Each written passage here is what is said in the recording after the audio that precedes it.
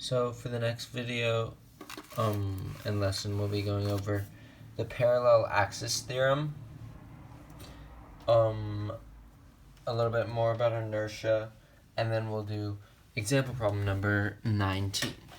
So just to start out, we're going to review that inertia equals mr squared, or the integral of r squared dm, as you can see right there. Now we're gonna go over the parallel axis theorem. So it's listed below. It's IO equals IC plus MD squared. So you can see down here, moment of inertia O is a moment of inertia about point O, which is on the perimeter, on the edge,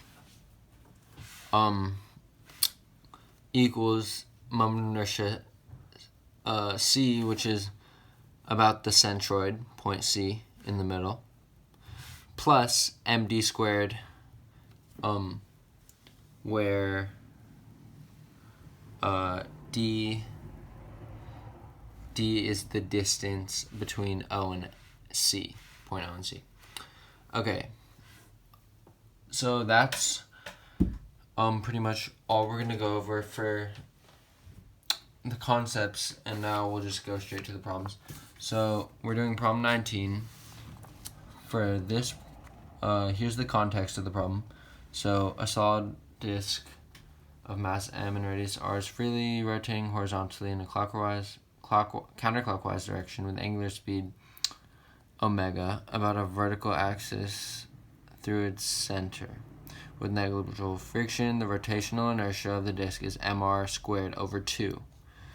A second disk is at rest, and eventually the top disk is dropped and they rotate at the same angular speed,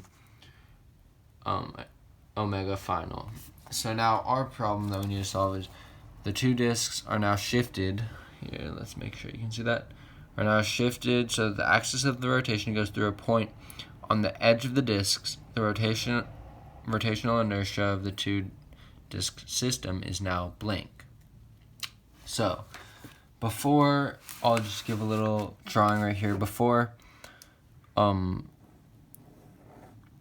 here, this is going through the middle of the disc. Before this, the system looks sort of like this, whereas now the system is going to look like this. Top disk, bottom disk.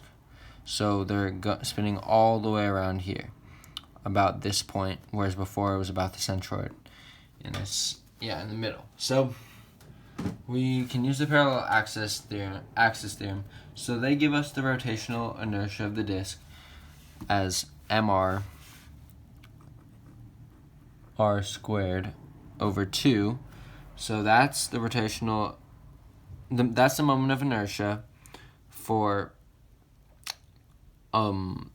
the disk about the centroid C. So we have that plus md squared equals the new moment of inertia about the point on the edge.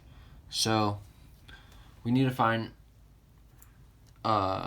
what d is, that distance, to find what the point is. So pretty much all we need to do is, we know that it was before in the center and now it's on the edge. So we know that this d is going to equal r. So all we have to do is mr squared over 2 plus, let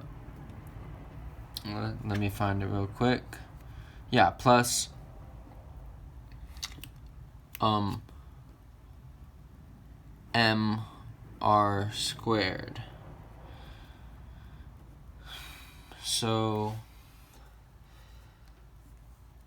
that is going to equal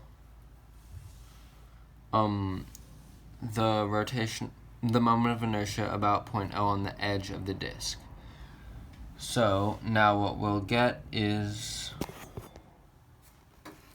this equation gives us 3mr squared over 2.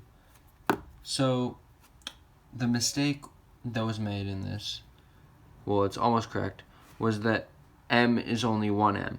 Each disk has a mass of m, and it's a 2-disk system. So pretty much what we need to do is, because there's 2 disks, we need to multiply this by 2, which will give us 3mr squared as our final answer.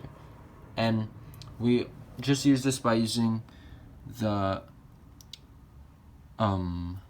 moment of inertia parallel access theorem. So yeah, now we can look for it on our answer sheet, number 19, and we see answer B is what we're looking for, 3mr squared.